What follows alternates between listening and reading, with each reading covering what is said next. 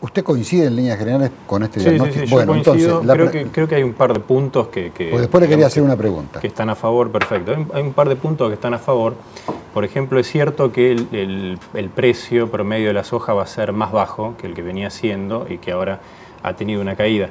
Pero, digamos, la Argentina está bien, el precio de la soja es históricamente alto, por encima de $400 es un precio altísimo y muy bueno. Lo que tiene que convivir la Argentina es ahora con un escenario en el cual el precio de la soja no es creciente. Hasta ahora todos los años venía siendo creciente, eso le permitía un impulso de las exportaciones altísimo, más por precio que por cantidades. Ahora estamos en un escenario en el cual el precio no crece o incluso cae un poco. Entonces todo hay que crecer en base a cantidades y se sabe que los recursos naturales como la soja no tienen tanta flexibilidad como para crecer mucho en cantidades. Y por el lado de Brasil, Brasil tiene la ventaja que al desacelerarse, ¿no? Es cierto que está desacelerándose, que el crecimiento va a ser menor, que este año va a estar en alrededor del 3% aproximadamente, pero Brasil tiene, digamos, alguna forma de estabilización automática. Por ejemplo, al bajar un poco el nivel de actividad se reduce las presiones inflacionarias y puede bajar un poco la tasa de interés, que es históricamente alta y ha sido uno de los principales obstáculos para el crecimiento. Y para el año próximo están planteando un crecimiento en torno al 3, el 4%, lo cual no es de todas maneras despreciable para la Argentina.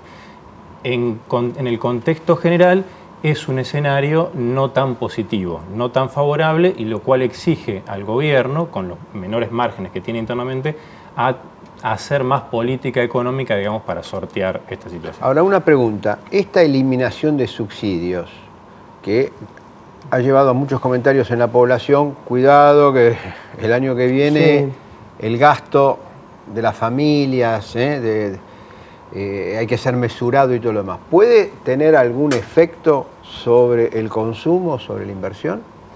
Porque finalmente si a mí me van a aumentar 300, 400, 500 pesos por mes más, sumado el transporte, bueno, en un ingreso medio estamos hablando del 8, 10%. Yo creo que es un factor agravante, digamos, en un contexto en el cual nosotros íbamos a crecer al 9%.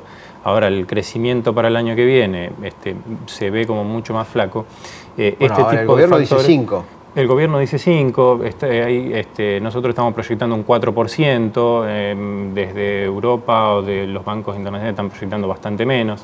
Pero digamos, las tarifas, el tarifazo, claro, es un factor, digamos que... hacerlo en un contexto que si no lo hicieron cuando la economía iba para arriba, ahora que la economía se está frenando... Claro, es un factor recesivo. Hay que ver cuál es el impacto definitivo y hay que ver cuánto se extiende, ¿verdad? En principio apareció un poco mezclado con el tema de aumentar la equidad en la economía y demás, que empiecen a pagar o que sacarle los subsidios a aquellos que pueden pagar tarifas más altas, pero si esto se hace extensivo como uno piensa a lo largo del año que viene, indudablemente va a empezar a tener un impacto sobre el ingreso disponible. Y frente a esto, porque se había dicho que equipo que gana no se toca, parafraseando lo que dicen los futboleros, creo que ustedes lo son, y han tenido un buen año.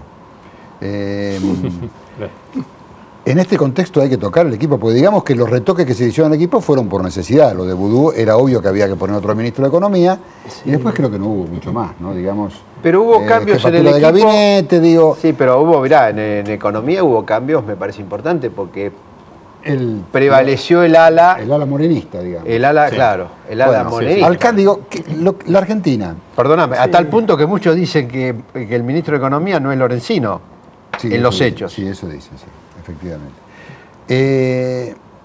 La Argentina tiene que cambiar lo que ha venido haciendo hasta ahora frente a este nuevo contexto que ustedes plantean, ¿o no es tan grave la cosa y se puede seguir más o menos haciendo lo mismo? Bueno, justamente hace 2 minutos había mencionado que Argentina no solamente va a crecer menos por el escenario internacional, que ya no juega tan a favor, no es malo, pero juega menos a favor de lo que solía jugar durante los últimos años. Pero también están las inconsistencias domésticas, o sea, los problemas del mercado o de la economía local, ¿no? Y acá está el punto de qué hay que hacer, ¿no? Y nuestra visión es que ya no hay más margen para continuar haciendo más de lo mismo. O sea, se va a crecer menos. Eso es inexorable. Haga lo que se haga en materia de política económica. Si se profundiza el modelo y se profundizan las políticas que se han aplicado durante los últimos años, puntualmente, ¿qué estoy diciendo? Política fiscal excesivamente expansiva. Uno mira los últimos 4 años y el gasto público siempre creció una tasa interanual del 34%, pase lo que pase con los ingresos. Si uno mira la política monetaria, los agregados monetarios han crecido como el PBI nominal e inclusive el último año más que el PBI nominal. O sea, la base monetaria M2 crecen entre un 36 y un 38% interanual. ¿Qué es profundizar el modelo? Hacerlos crecer más, buscando revertir el enfriamiento de la economía. Si se hace eso, no solamente no se va a conseguir revertir el enfriamiento de la economía, que es inexorable, sino que se va a lograr el objetivo contrario, que se enfríe más de lo que se enfriaría si, a nuestro juicio, se hace un pequeño viraje en las políticas económicas y se torna hacia una política fiscal un poco más prudente, hacia una política monetaria un poco más prudente, haciendo crecer el gasto público. Pero del gobierno dijeron que no. Bueno, inclusive la presidenta llegó a mencionar eso.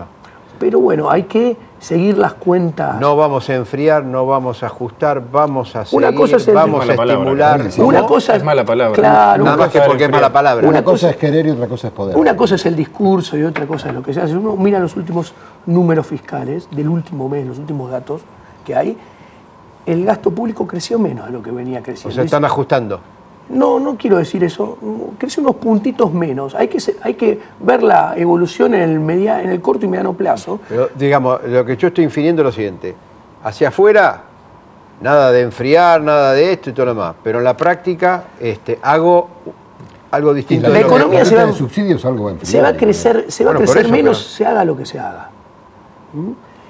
Si se trata con mucho ahínco de revertir la situación haciendo políticas muy expansivas, se va a terminar creciendo menos de que lo previsible. ¿Coincidís con esto? Sí.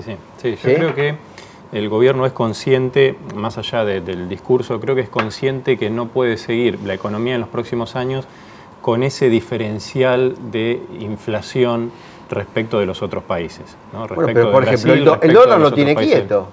El dólar se está ajustando menos que la inflación. Y eso muestra que, que el gobierno en ese sentido tiene conciencia que, dado la política monetaria muy expansiva que han aplicado, la política fiscal muy expansiva que ha aplicado, el tipo de cambio nominal es el único ancla antiinflacionaria que le queda al modelo.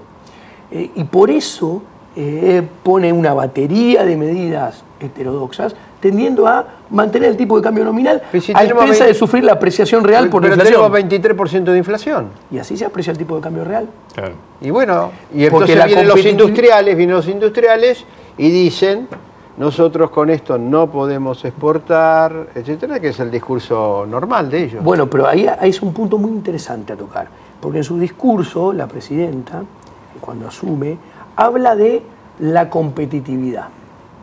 Y habla que es un punto de su agenda del nuevo gobierno importante, la competitividad, y habló de la competitividad meramente como si fuera un fenómeno microeconómico, y habló de la sintonía fina y lo microeconómico para lograr competitividad en algunos sectores. Bueno, no somos Alemania, donde la competitividad es un fenómeno microeconómico. En Argentina la competitividad está muy relacionada con lo macro y está muy relacionada con el tipo de cambio real. Y no, se pero aprecia, como usted dice. Yo creo que ella apuntó a otra cosa con eso.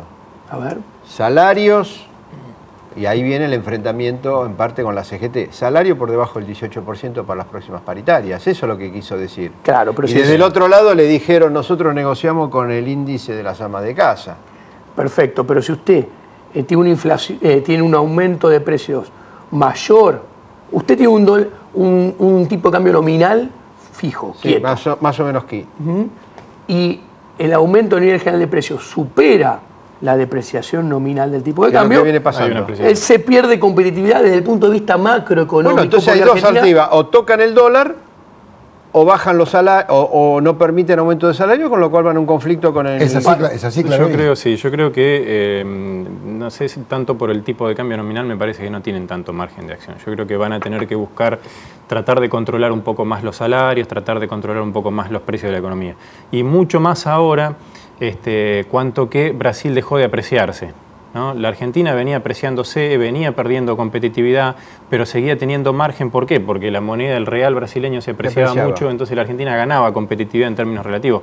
Ahora se quedó sin esa ventaja. Y bueno, ahora Brasil se devaluó muchos pueden decir, bueno, devaluemos nosotros también. Devaluemos nosotros también, porque si la gente empieza a ver que el dólar se atrasa, después viene el tema de la fuga de... Ese tema es muy interesante, pero, a ver, Argentina, como bien decía él, tenía un colchón cambiario muy importante que era el super real. El real era la moneda que más se apreciaba en el mundo, nuestro principal socio comercial. Si su moneda se aprecia, nosotros teníamos un mega colchón, claro. Pero ahora no tenemos el mega colchón. No lo tenemos más. No. Entonces, ¿qué sucede? Argentina está cercana al pleno empleo, la inversión no es la que debería haber. Entonces, si se deprecia la moneda, muy probablemente se traslade a precios. ¿Y qué quiero decir? Que Argentina tiene que atacar el principal mal macroeconómico que afecta a la competitividad, que es la inflación. Para el gobierno no hay inflación. 0,6. El aumento de precios, quiero decir. Pero dio 0,6 para el gobierno. En el último mes, es verdad. Pero, a ver, si no atacamos el aumento a nivel general de precios, que se ataca desde la política. Lo que pasa es que si no lo reconoce, no lo va a tocar. Pero ahí vamos a perder competitividad inexorablemente.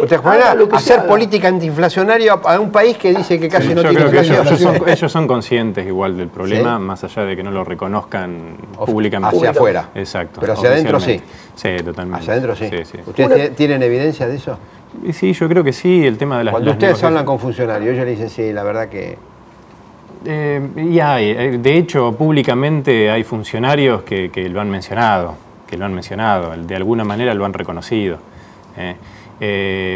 Así que me parece que no le queda alternativa. El hecho de que el gobierno necesite tantos dólares, trate de adelantar la liquidación de exportaciones de la soja, de la minería, de lo que sea, necesita dólares para evitar la devaluación de la moneda, para evitar que se devalúe la moneda, porque como él decía, es el único ancla que hoy tiene para controlar la inflación. Me parece que la inflación es el verdadero problema que ellos tienen y es el verdadero problema en términos de competitividad y en términos de estabilidad y efectos sobre las inversiones. Tenemos que ir cerrando, tenemos que ir cerrando. Mirá qué paradoja, ¿no? Dicen, el principal problema es la inflación, frente a un gobierno que dice justamente que no hay inflación. ¿No? Bueno, qué paradoja. Nos tenemos que ir ya, Giacomini, lamentablemente. Se nos quedó un tema para charlar con ellos que me parece que es muy importante y que preocupa a mucha gente, que es lo que anunció el gobierno de que se va a seguir financiando adentro. Yo diría que los jubilados de los próximos años a este paso pongan las barbas en remojo, ¿no?